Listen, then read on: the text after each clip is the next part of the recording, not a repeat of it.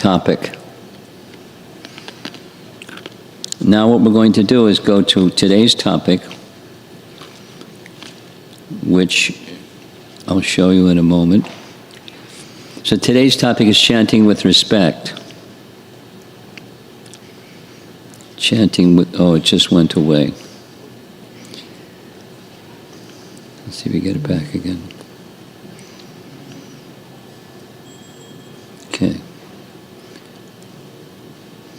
Okay. And the Sanskrit word that is our focus word, the respect word, oh gosh, there we go. Adara. Adara. Chanting with Adara, with respect.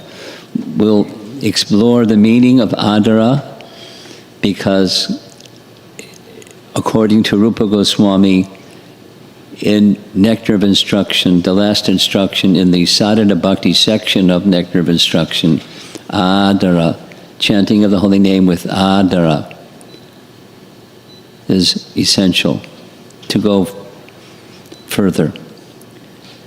So I added a little subtitle, Beyond Complacency. During the morning session, we touched on this topic also. Many devotees that I interact with in the question-answer session that comes up, I'm chanting, I'm reading, but I don't feel that I'm making much progress. Why and what to do? So this is the part of the what to do, is chanting with respect, chanting with quality. So in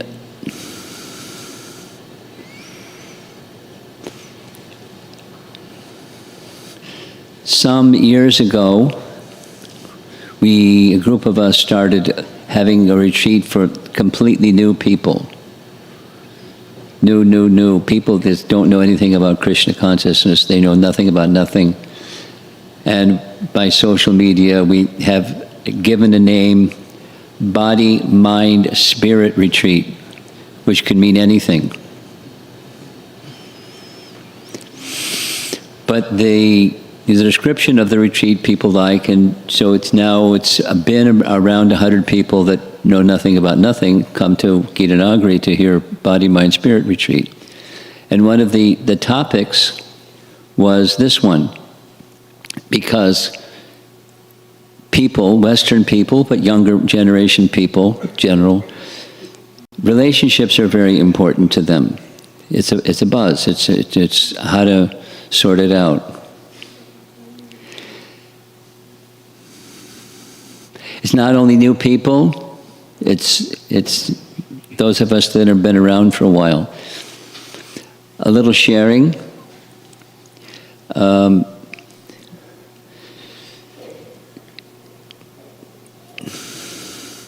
In the suburbs of Chicago is a place you'd have to search to find on the map. It's called Naperville. And it now has a nice temple. A nice temple with plenty of parking, and so it's growing further and further without the detail. They're finding, like this community probably finds, something happens when you're growing and growing and growing. One of those things that happens is people that take up the practice of bhakti aren't so refined yet. They're practicing bhakti, and because they're practicing bhakti, there's something special about those souls, all living entities we should offer respect to, even an ant. What to speak of one in his human form, what to speak of one who's practicing bhakti. But who are practicing bhakti don't always get along with each other. Have you noticed? And sometimes it's okay, and sometimes it's not okay, and sometimes it gets explosive, and sometimes people go on a warpath, and sometimes it goes in through different. Therefore, it was thought in the Naperville community, we're growing and growing, we need to have a seminar series So it's now going to become a series on Vaishnava etiquette. How to have proper relationships with other devotees. And of course non-devotees, but particularly Vaishnava etiquette in dealings with devotees. So I'm one of the speakers, and this is going to be my topic. 4 classes on one topic. How to have proper respect. So it's not just for new people. Respect is a principle of Vaishnava etiquette. I'll share something with you from Vishwanath Chakravarti Thakur's Madhurya Kandambini. I discussed it in the morning session. I'm going to mention it again. Oh, we're going to touch on it, I think, a little bit later in this class. There's the stage of practicing bhakti that's called nishtha. Nishtha comes when the impurities of heart are mainly gone. Nashta prayeshu, abhadreshu. The abhadras, the unwanted things of the heart, are near prayeshu. Eventually they'll be completely, but there's a stage called nishtha where they're not completely, but they're largely gone.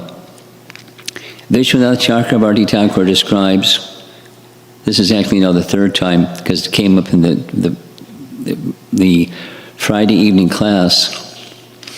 In the stage of nishtha, there's steadiness in practice itself, and there's steadiness in the qualities and characteristics that assist one to become steady in bhakti.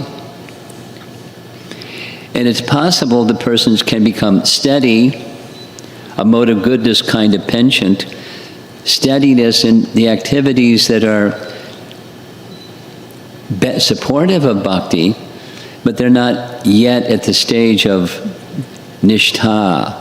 So it's a type of steadiness.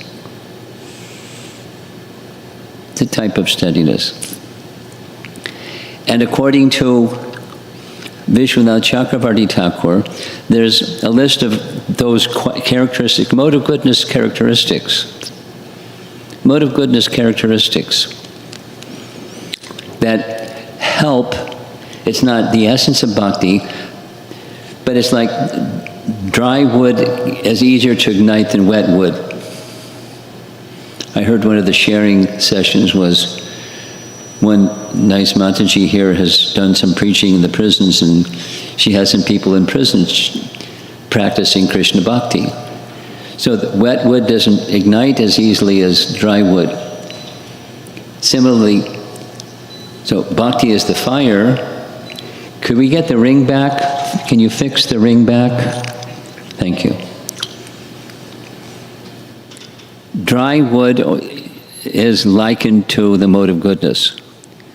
So there are characteristics of the mode of goodness. One can be in the mode of goodness without being a bhakta. One can be a bhakta in the mode of goodness. And it helps bhakti. According to Vishwanath Chakravarti Thakur, the first 2 items, amanitvam, adamvidvam. Where do we find those? They're Bhagavad Gita, chapter 13, texts 8 through 12. It's Krishna's response to Arjuna, what's knowledge? The first 2. Humility and pridelessness. So Vishwanath Chakravarti Thakur says, this principle of respect of others is a principle that promotes humility, which enhances bhakti. But it's important. It's important as devotees, as important in relationships amongst devotees, and it's important in chanting with respect, because greatest respect goes to the personality of Godhead. Now here's some explanations or examples. Here's Prabhupada on conventional respect. even if an enemy comes to your home, he or she should be offered respect. And then there's respect for people who have culture. And people who have culture, one of the persons that has culture is Yudhisthira. This is a nice painting depicting a scene where Domya is letting the blind king Dhritarashtra, seated on the right, know that Yudhisthira has come. And time and again, although Yudhisthira knew that Dhritarashtra knew and condoned the terrible activities of Duryodhana, he knew that Dhritarashtra could have stopped it, but he didn't. Yet still he offered his respect.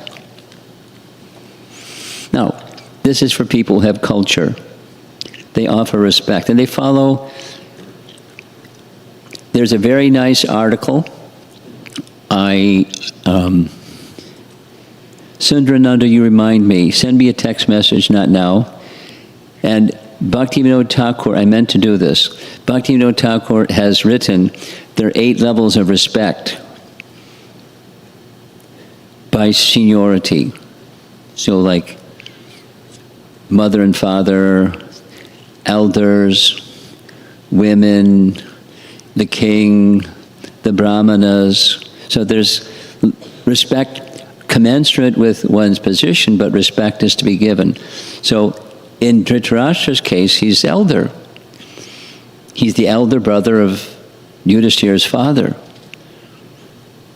So he consistently, coming before Dhritarashtra, never mentioned his skullduggery or Duryodhana's skullduggery.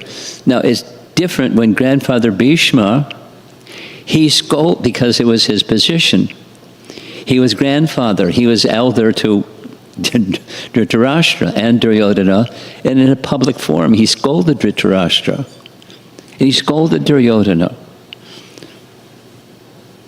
So when one has, according to Bhagavad Gita, chapter 17, verse 15, if one has that position, one may reprimand or bring someone to task, even in a public forum, or more appropriately, depending on the circumstance, in a private forum. But even in a private forum, respect is due. So if someone is in a senior position, giving some words of stern medicine, it's out of respect for the soul because it's beneficial for the soul and they have the proper relationship position to do so. Here's another nice example. And maybe some of you may recognize who's who. On the right side, that's Chaitanya Mahaprabhu. And the fellow on the left side, who's that?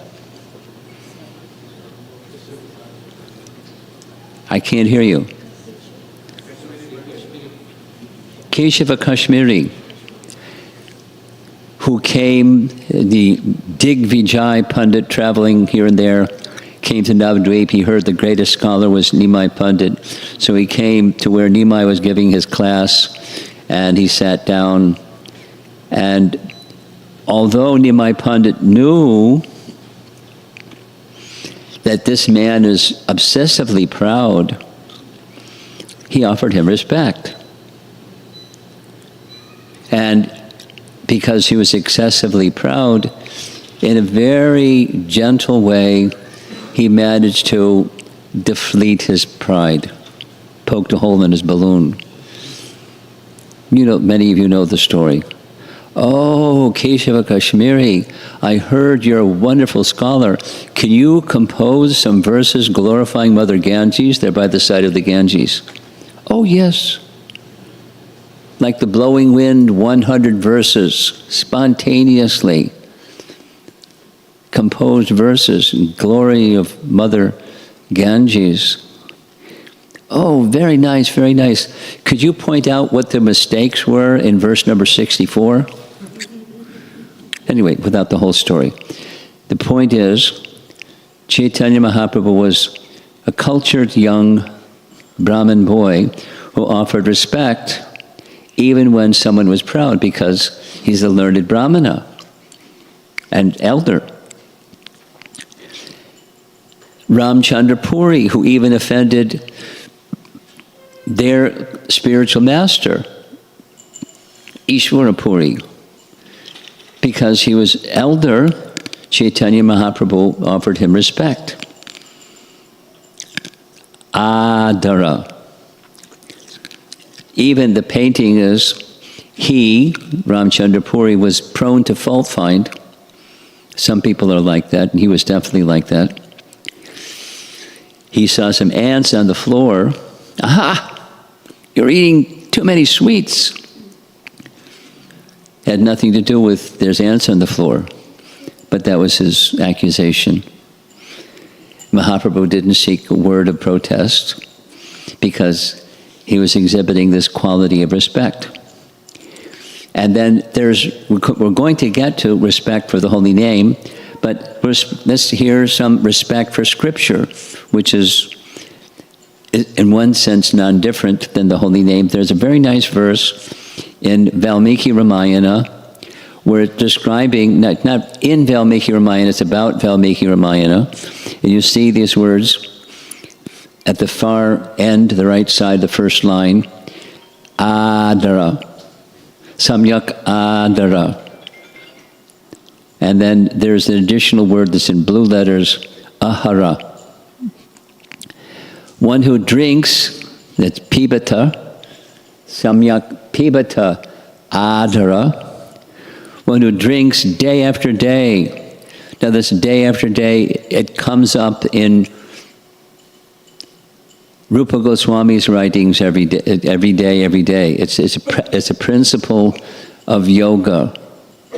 It's in Patanjali's Yoga Sutras also. But anyway, every day, one who drinks day after day with complete regard, Samyak Adara, through the bowl of his raised ears, in the first line, Karnanjali, Karnanjali. The flowing honey called the Ramayana from the lotus mouth of Valmiki, that person leaves behind samsara, this endless material existence of suffering, birth, disease, old age, calamity, and death, and proceeds towards the eternal abode of Vishnu. Author unknown. But respect for Scripture. Here's a text from Srimad Bhagavatam on the same Adara word, 12th canto, next to the last chapter of the entire Bhagavatam. By respecting and attentively hearing the recitation of the transcendental qualities of the Supreme Lord, the husband of the goddess of fortune, Sridhara Pada Padmayor, one can remember his lotus feet. Adara, this qualitative way of doing something that's beneficial. So chanting of the holy name is beneficial, and there's a qualitative way of improving, increasing the quality of our chanting. Here's a nice reference from Vyasadeva, his Gita Mahatmya, found in Padma Purana. There's the word Adara again.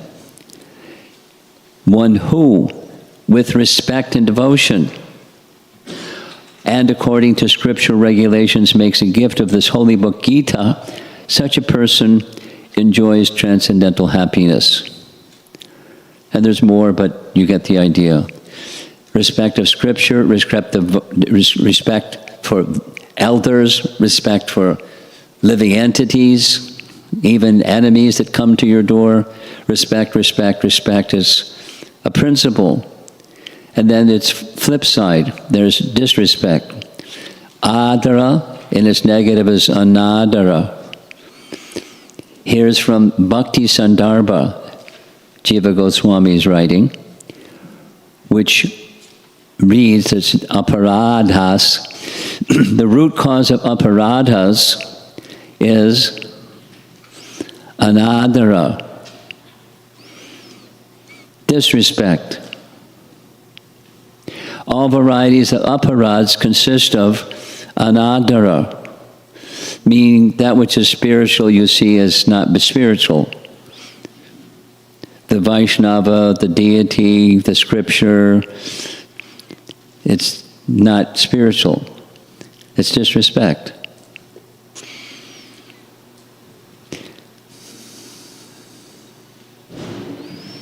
It's one of the 10 offenses against the holy name.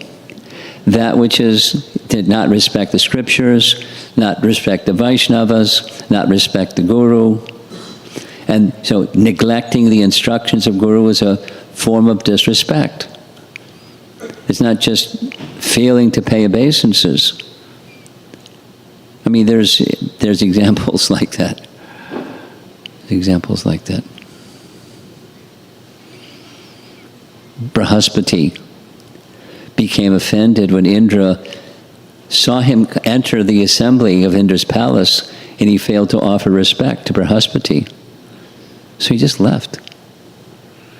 Indra had some problems because of that disrespect. The failure to offer proper respect is a type of disrespect. We need the association of devotees, and we need to respect that which is spiritual. That the soul is spiritual, and one who's carrying, the soul that's carrying bhakti spiritualizes that their existence of that soul and their body and their mind. They may not be there yet. They may be less than perfect, like we're less than perfect. Still, the devotee is to be respected. Vaishnava aparad is number one offense. Sadhu ninda is number one offense against the holy name. So don't disrespect.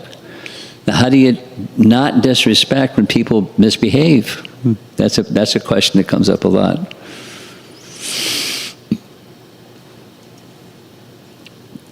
Anadarad is the disrespect. And anadara leads to aparad. It's the etymology of the word aparad is of these two words. Apa, that which drives away. Radha means one desire perfection.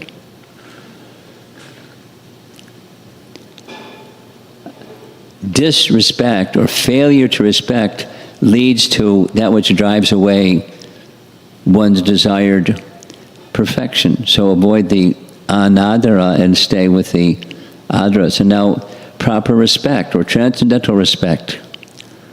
Guess what? It's in the same sixth list that we heard this morning from Hari Bhakti Vilas. Mantrartha Chintanam. Meditating on the power and value of the mantra. We heard some examples this morning. Rupa Goswami's Namastika number 2. Even Namabhas can destroy all types of miseries. What to speak of Shuddhanam? And there's different categories of Namabhas. If someone utters you, even with negligence, you destroy his material miseries. This is your mighty power. So respect to something that is powerful, that can relieve us of our miseries. Please don't be neglectful. Similar in this Rupa Goswami's Namastika, your excellence is such that even if your name is chanted only once, and anadara, without respect, that is to indicate something else, jokingly and so forth. So, parihasya, namabhas, and hela, namabhas.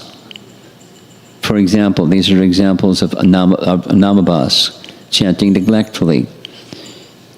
You know, your mouth is going and your mind is somewhere else. You know what I mean? The sound is coming, but your mind is not with the sound.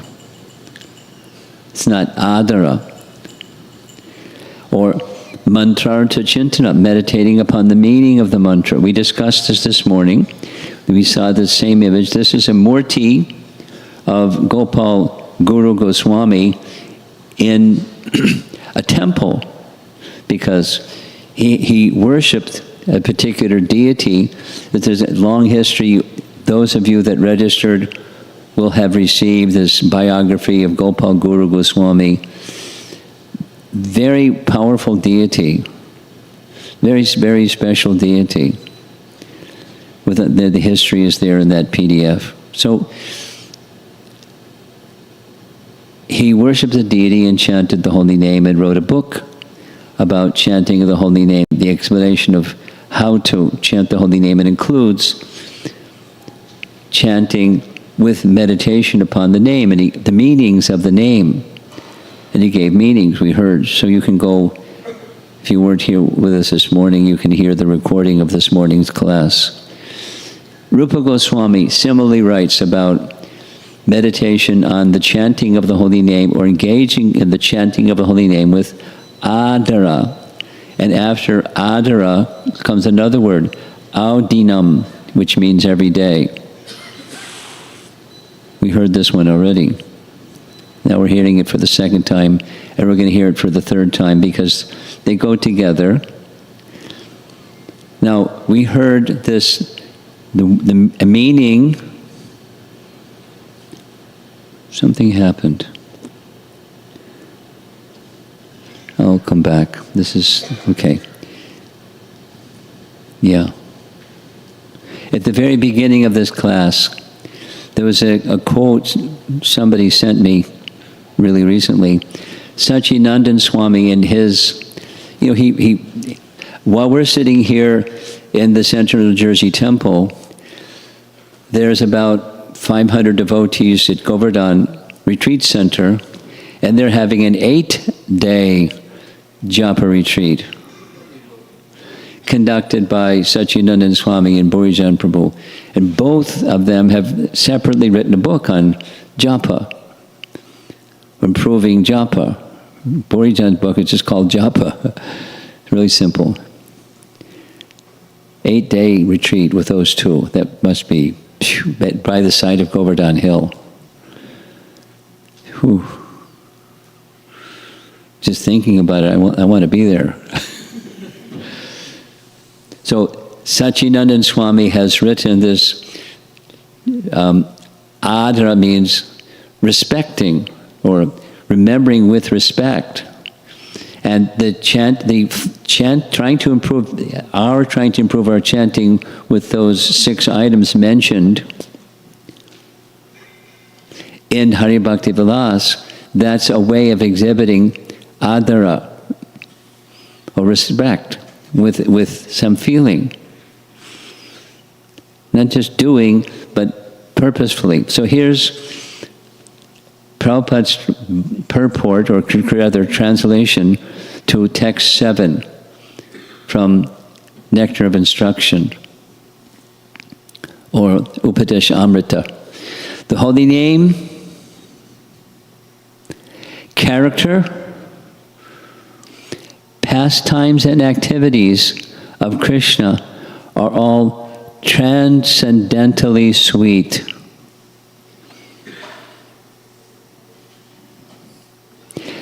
This metaphor is used in a number of places. Rupa Goswami started it, but others have used it subsequently. And it's the nature of ruchi. The nature of something sweet is it's sweet. That's its taste. And the nature of rock candy is sweet, but when you have jaundice, it doesn't taste sweet. The tongue of one afflicted by jaundice, of avidya, right in the first line,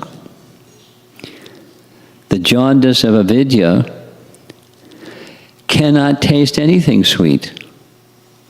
It is wonderful that simply by adara, carefully chanting these sweet holy names, audinam,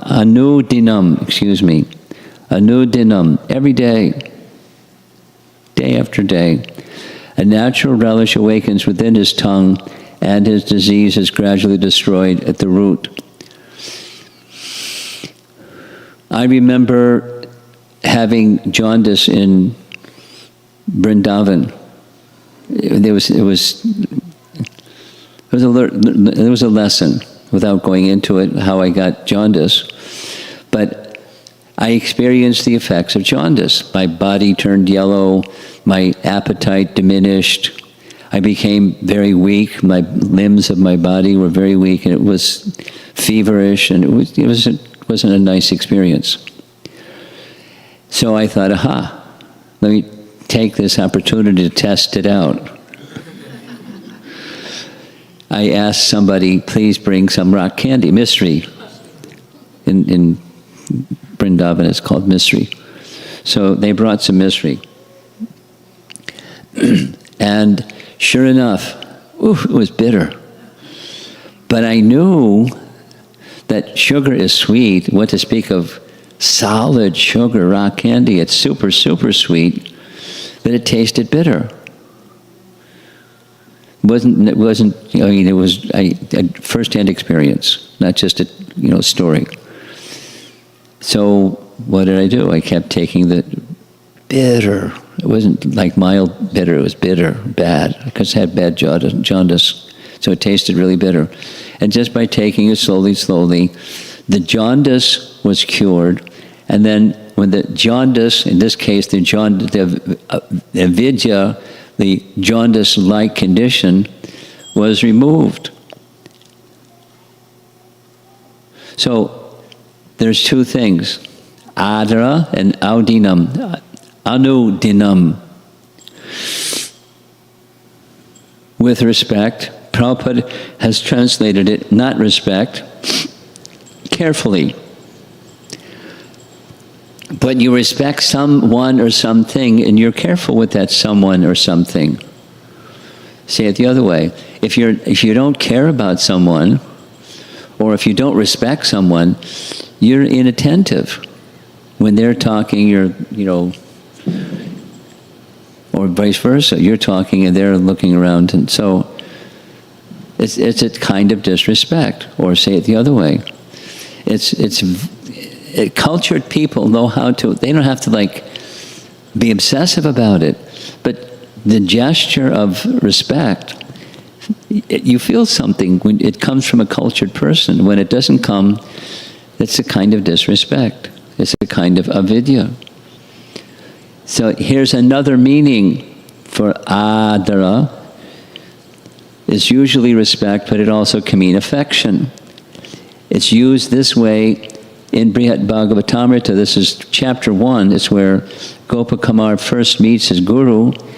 Gopakumar had special affinity or affection for the Mathura Brahmana as a fellow worshipper of Sri Madan Gopal, as well as for the mantra itself. So they're sharing the position of Madan Gopal worship, and the guru gives his mantra, but he because there was respect for the guru. Or in the meaning of affection, here's a nice scene where Haridas Thakur is in the association of Chaitanya Mahaprabhu and all of his associates, and Lord Chaitanya is showing him so much affection. And Haridas Thakur protests. You are living within a society of great brahmanas and aristocrats, but without fear or shame you adore. That's Prabhupada's translation from Chaitanya Charitamrita. Adara, a lower class man like me. Now, he's not a lower class man. Lord Chaitanya was certainly adoring him or showing his affection, not only respect, but even more. In Chaitanya Bhagavat, the same word, adarat, is used. Sometimes the Lord sat on the bank of the Ganges, and sometimes he wandered the streets of Navadvip. Whenever the residents saw the Lord, they would welcome him with great respect. So it has its place in culture. What to speak of the application to the holy name, because Krishna, he disappears at the end of Dwapara Yuga, but he appears as the holy name in this yuga. Yuga avatar, Chaitanya Mahaprabhu, but the holy name appears. Here's Jaiva Dharma, Bhaktivinoda Thakur writing, same topic. Adara, to give honor and adoration, sprouts from Gaurava, or respect. He's going to compare and saying they're almost identical, which makes them interdependent. When someone accepts a trusted person as Guru, Gaurava means the respectful emotion that manifests from such an attitude. This odd respect is synonymous with Adara. Very refined choice of language Bhaktivinoda Thakur wrote with. And Audinam is this every day. This is, Anudinam from Rupa Goswami's writing, which, no surprise, the Sanskrit word is different, but it's the same principle.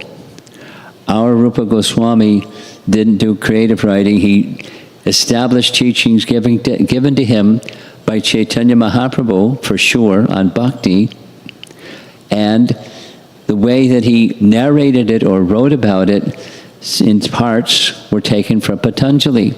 He has these series of verses on meditative absorption,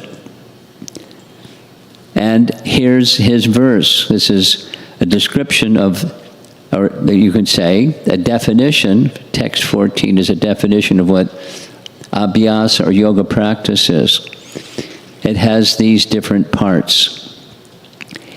He doesn't use abhyasa practice. Abhyasa becomes firmly established when it has been cultivated uninterruptedly.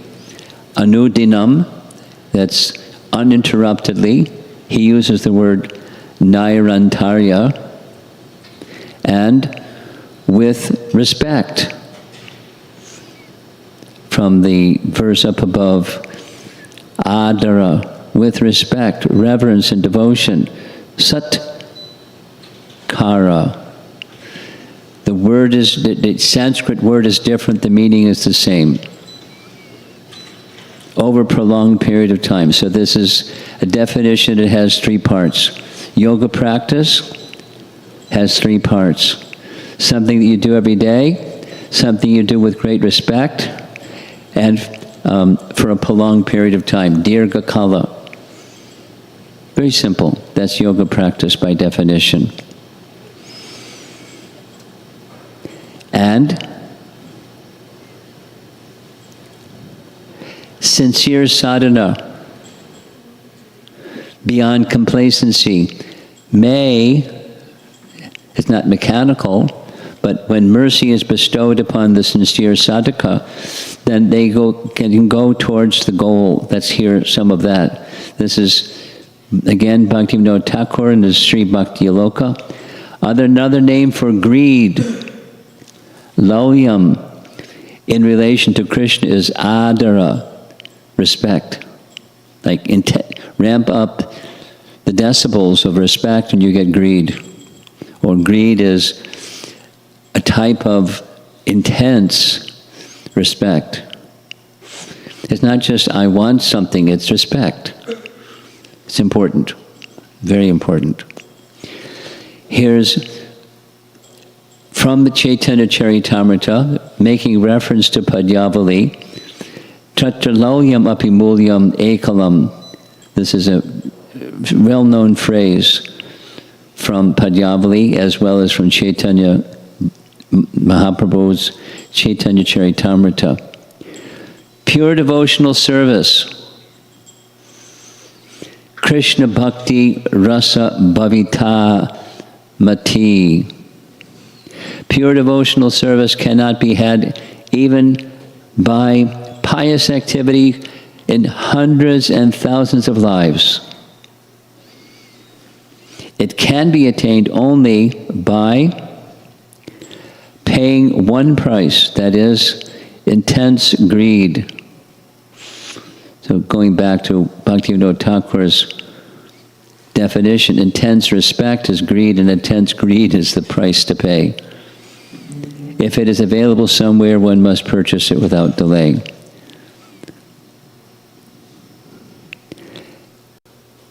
And the same understanding found in Prabhupada's Nectar of Devotion.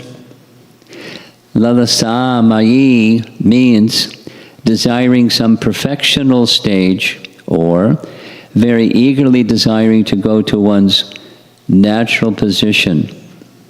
That Lalasa Mayi stage of submission comes in the stage of perfect liberation. This is very elevated bhakti, but it's a description.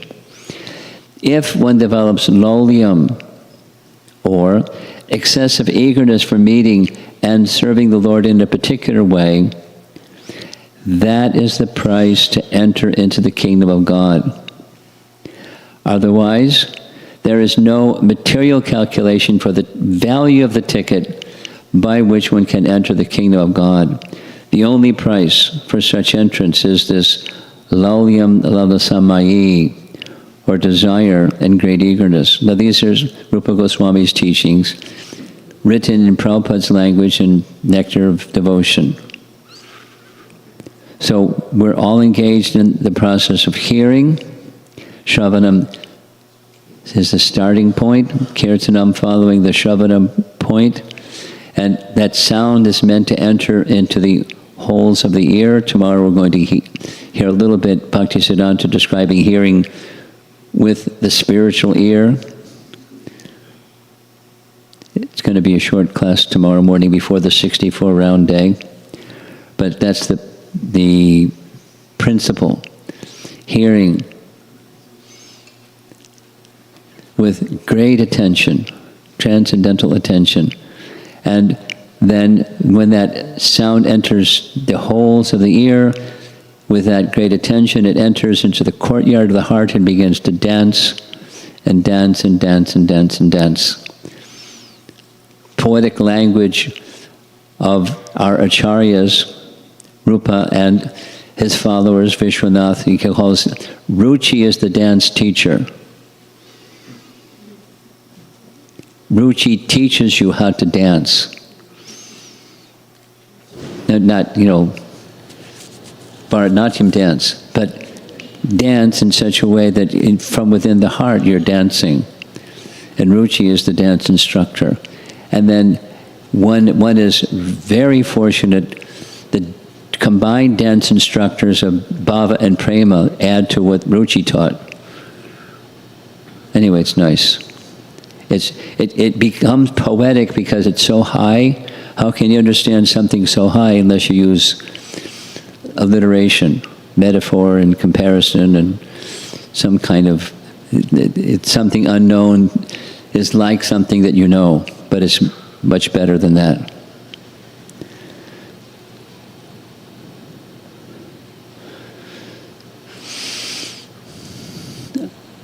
So that's our topic for this afternoon, chanting with respect, adara,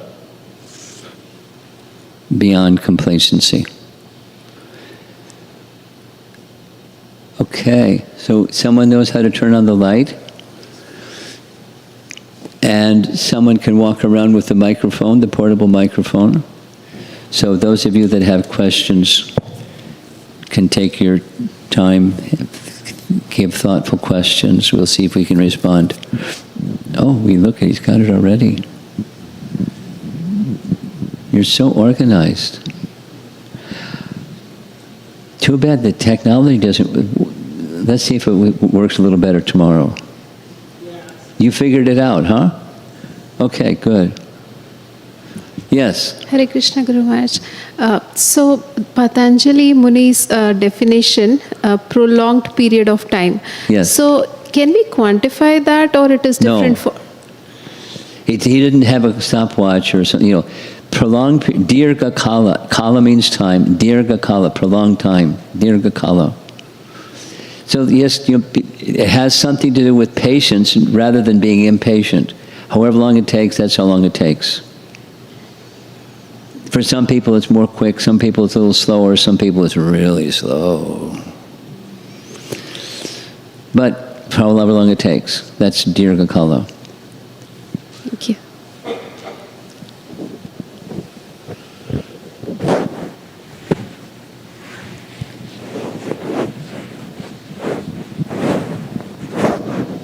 We're waiting for a hand. There's a hand over there.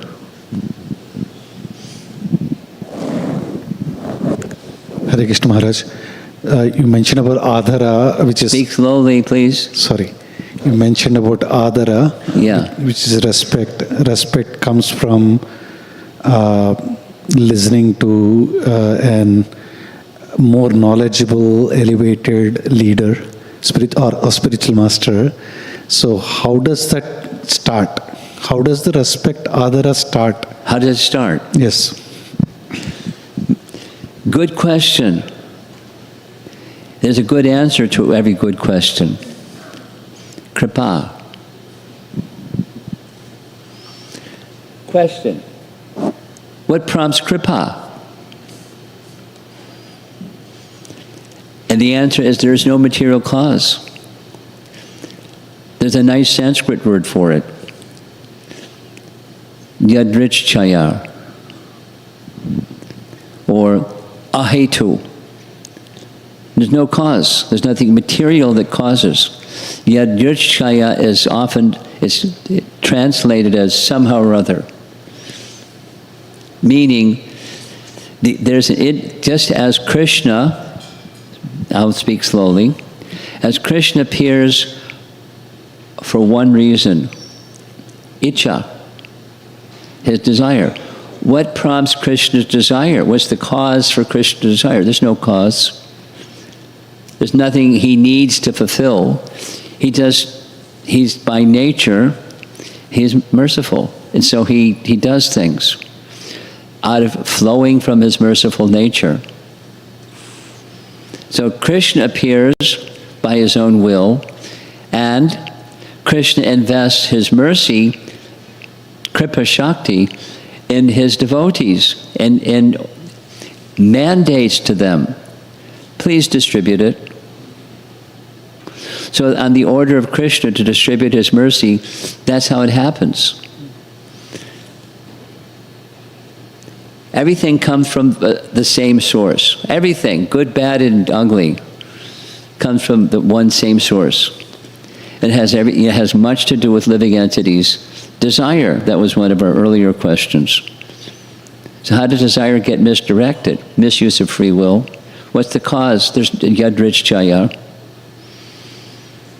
What's the cause of mercy? Yadrichchaya. There's an independent nature to Krishna and Bhakti Shakti. One receives Bhakti by the independent nature of Bhakti. She just descends when she wants to descend. But back to this question, how long it takes? How long it takes is up to her. We can't hurry Krishna.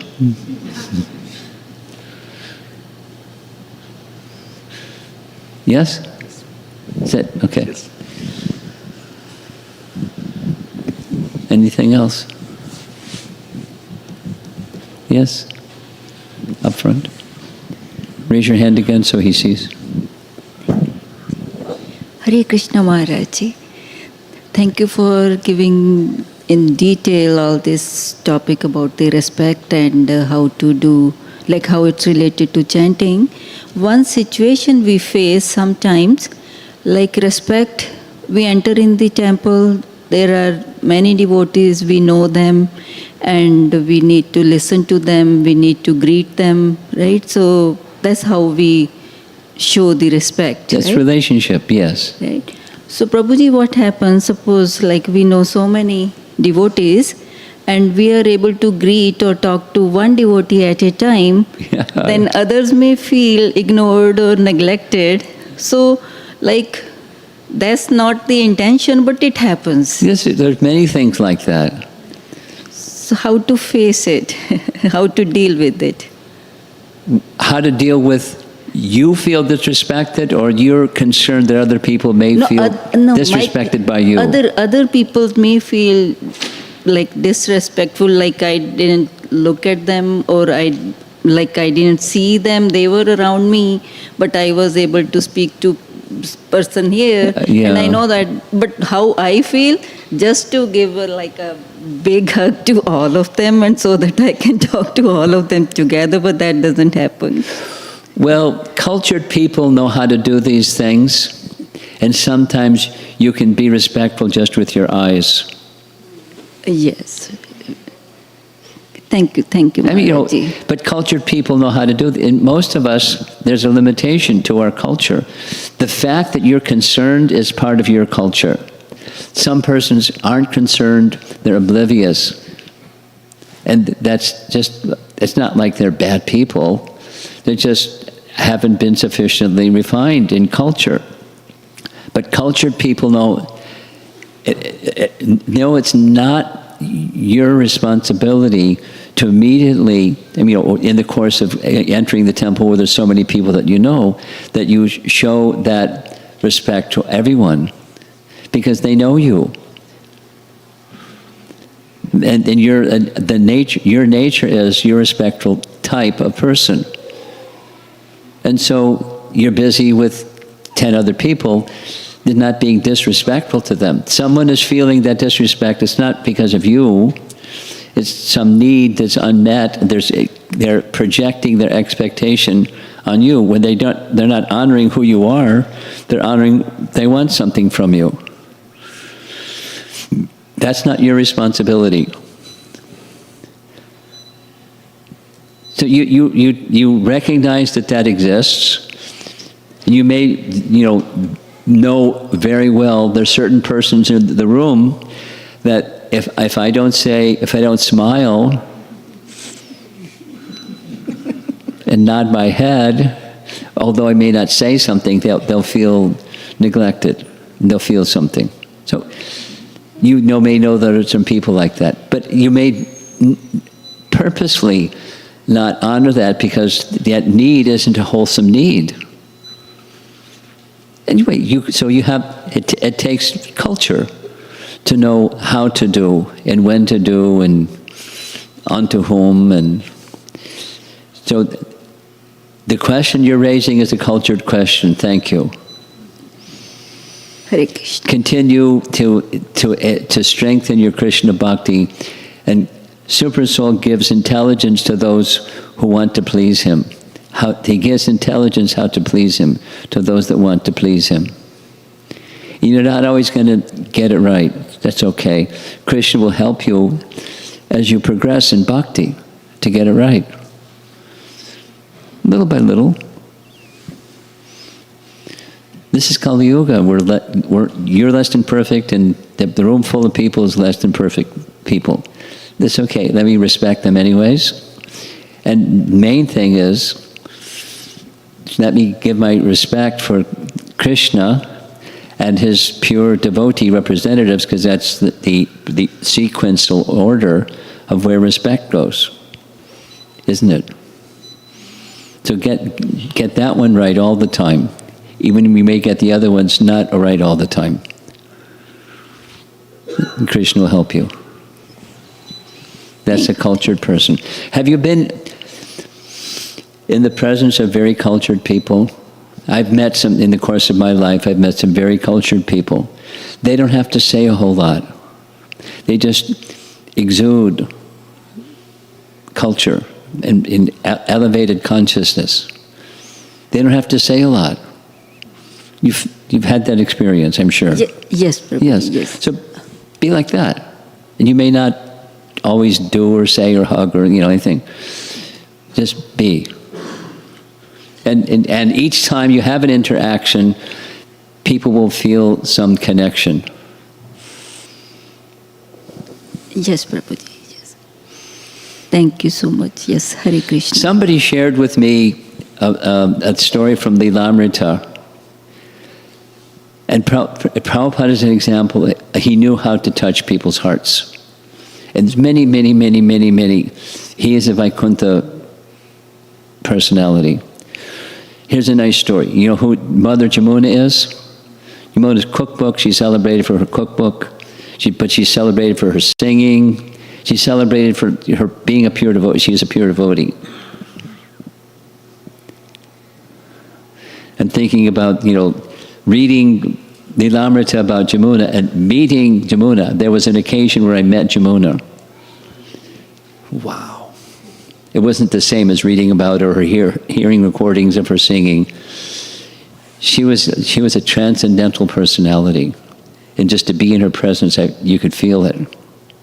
And it was Prabhupada, love for Prabhupada, 24/7.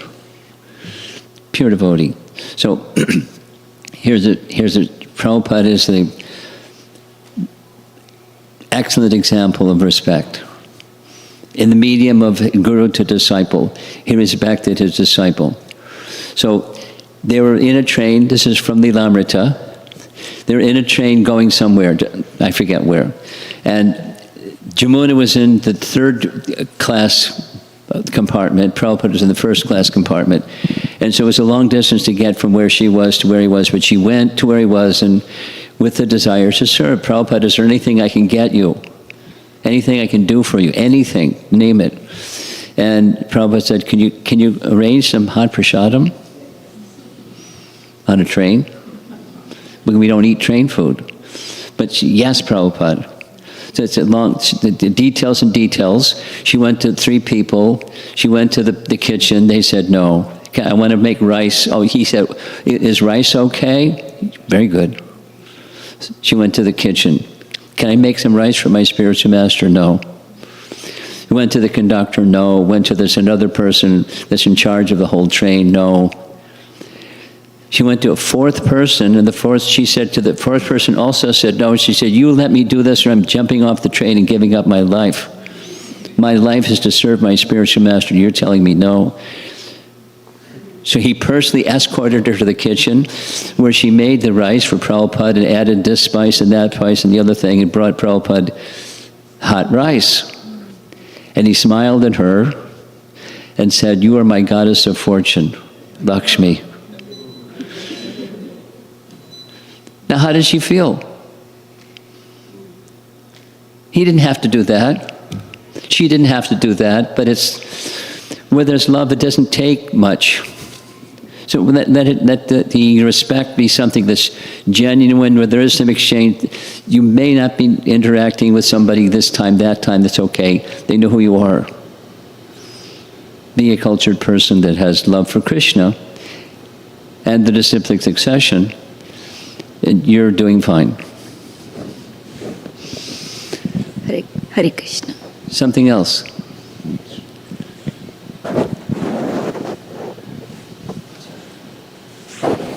Up front.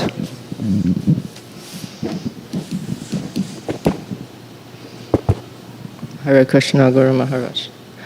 I want to share three things I learned today about the Adara word. First thing is related to linguistic aspects. I remember there's 2 slides you showed. One is from Chaitanya Charitamrita, and another is from Bhaktivinoda Thakur. Yes, they translate Adara as adore, yes, or adoration. Yes. I feel like it's almost saying the Sanskrit Adara is the ancestor of the English word adore. Yes. Linguistics. Interesting. Yeah. And the second point is, I feel like the practice of chanting with respect is also the results of the practice. Result of?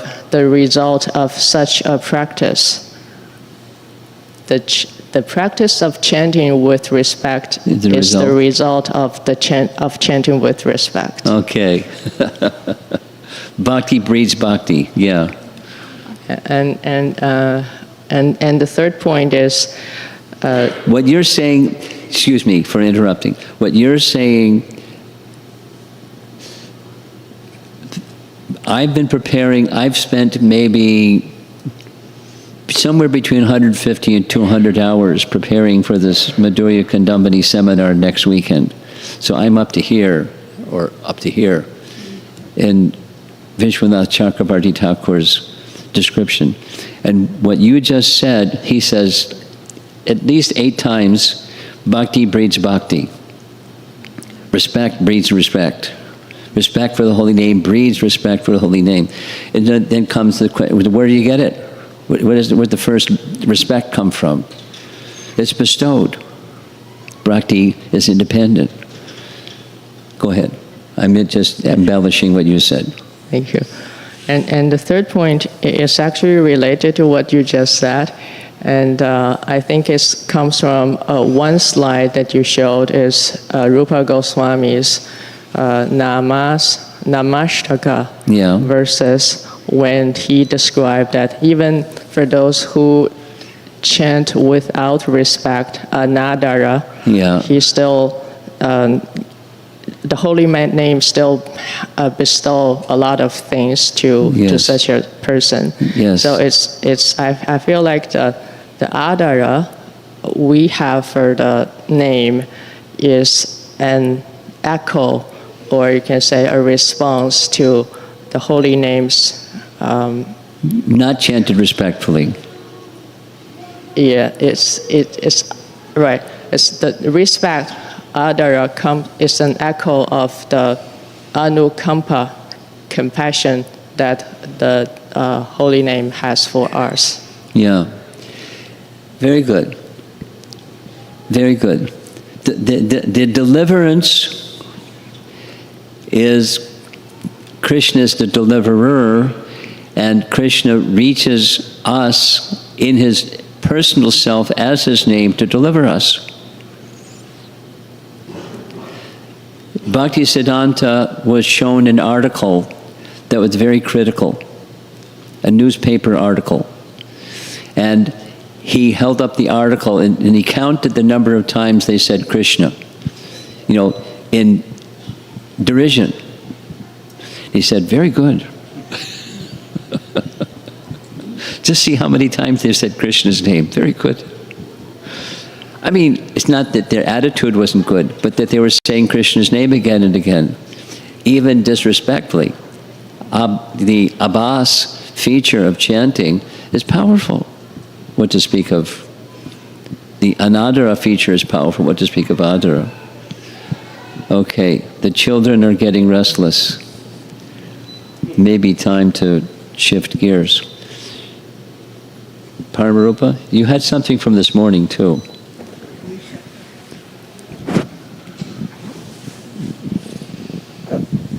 Actually, Vishaka had a question and she's not here, so I'm just asking on her behalf. Okay. So it's kind of related to what Nandamukhi Mataji brought up in the mornings, but slightly differently framed. She was asking if she was to practice those 6 qualities that were mentioned, which one she should start with. That's what her question was. It's similar but different. It's different but it's similar. And I would say the first one. When you asked the question, I was thinking the first one. Subduing the mind. That's easier said than done.